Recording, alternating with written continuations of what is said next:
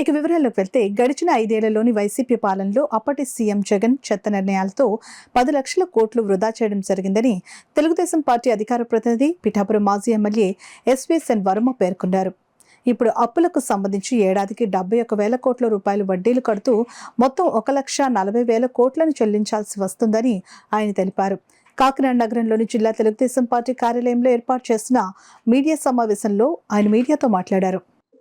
మరి ఈ ప్రాజెక్ట్ లోంచి ఇరిగేషన్ లోంచి ఇంకో చోట నుంచి ఇక్కడికి ఎక్కడ కూడా సిస్టమ్ లేకుండా ఈ రాష్ట్రాన్ని కనీసం అప్పు కూడా పుట్టకుండా ఎఫ్ఆర్బిఎం సపోర్ట్ కూడా లేకుండా జగన్మోహన్ రెడ్డి రాష్ట్రాన్ని పరిపాలించిన విధానాన్ని మరి ఈ 4 నెలలు కూడా అకౌంట్స్ వెతకడం కూడా కష్టమైంది.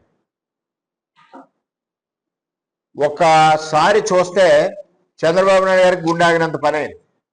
దాంట్లో భాగంగానే ప్రజలకి ఆంధ్రప్రదేశ్ రాష్ట్రం యొక్క ఆర్థిక పరిస్థితిని జగన్మోహన్ రెడ్డి ఏ విధంగా సర్వనాశనం చేసి అప్పచెప్పాడు అన్నది తెలియజేశారు చంద్రబాబు నాయుడు గారు. అది నిజంగా మెచ్చుకోవాల్సిన విషయం.